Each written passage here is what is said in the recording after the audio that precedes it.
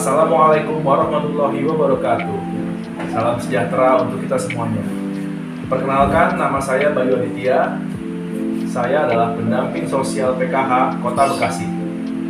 Pada kesempatan kali ini, saya akan menjelaskan dan mensimulasikan penjelasan materi dari modul 2 tentang permasalahan stunting, sesi 1, memahami permasalahan stunting.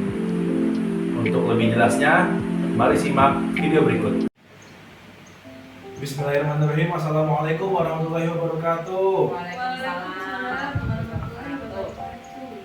Salam sejahtera untuk kita semuanya. Gimana kabarnya ibu semua? Alhamdulillah sehat, Pak. Sehat. Suami, anak di rumah sehat? Sehat. Alhamdulillah.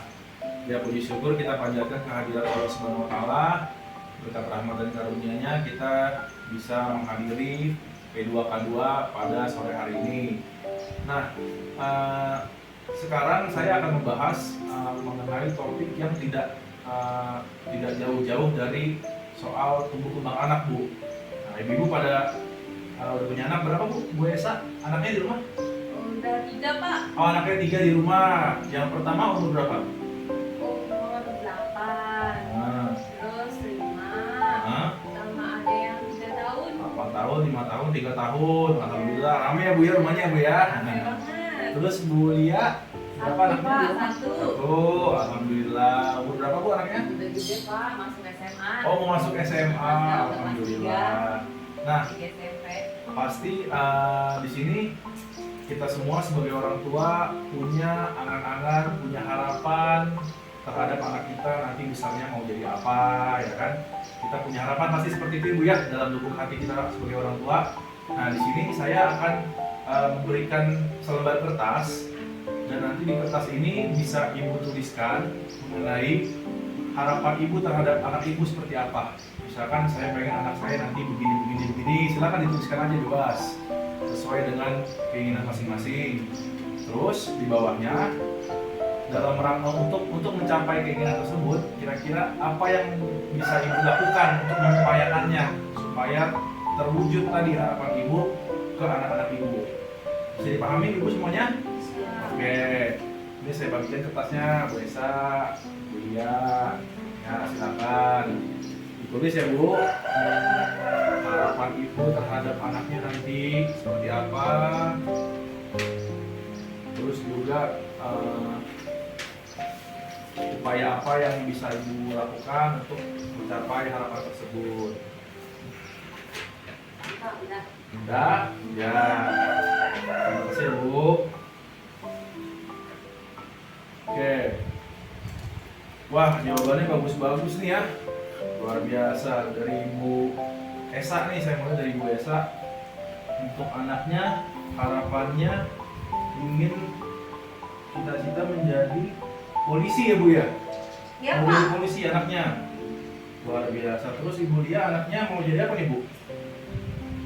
Nggak kebaca ya Bu tulisannya Bu ya? Kuliah, Pak. Kuliah. Oh, yang penting anaknya mau ini pendidikan ya Bu ya? Iya.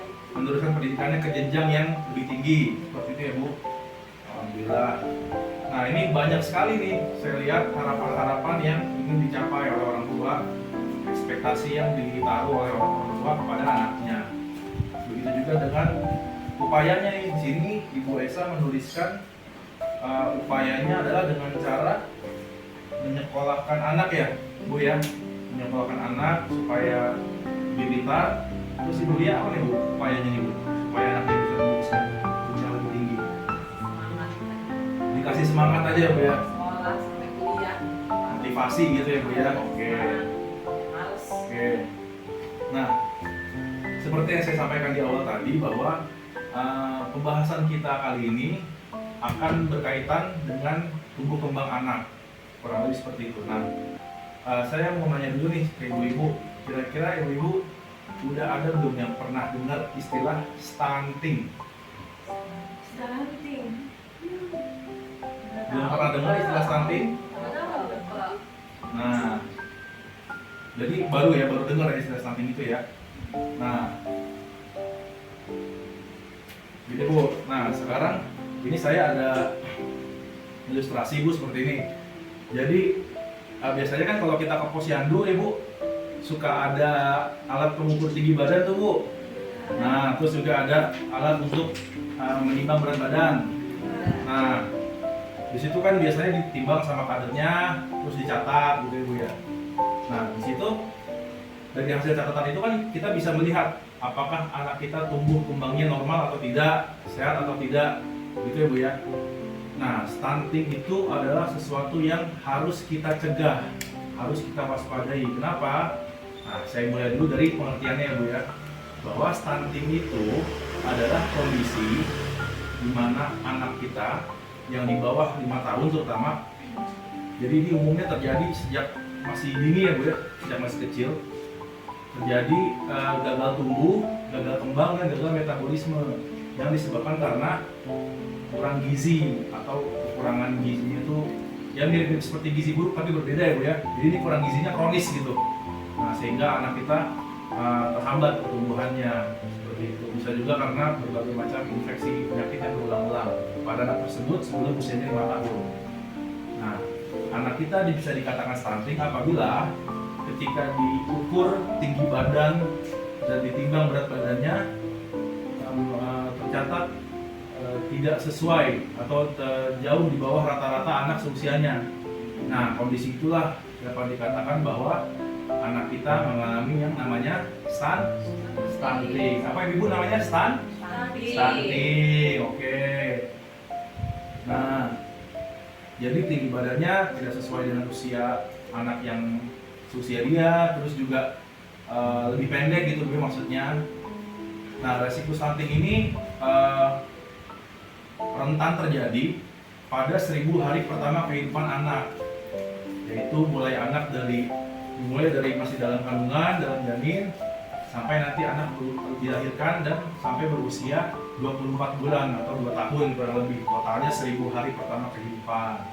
Nah, disitulah periode emas atau fase-fase yang sangat menentukan terhadap tumbuh kembang anak selanjutnya di masa depan. Jadi kita sebagai orang tua harus benar-benar memperhatikan asupan gizi kepada anak kita, asupan nutrisinya, pastikan bahwa yang dikonsumsi adalah asupan gizi yang seimbang dan memenuhi kriteria.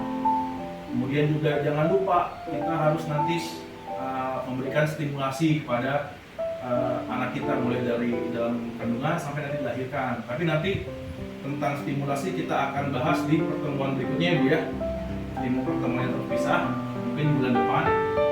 Tapi intinya sekarang saya mau menjelaskan dulu, memberikan pemahaman dulu tentang pengertian stunting itu sendiri. Nah, penyebab stunting pada ibu hamil itu tadi Bu yang sudah saya jelaskan, kurang gizinya tidak seimbang gitu ya Bu ya, sehingga pertumbuhannya juga tidak optimal ya Bu. Terus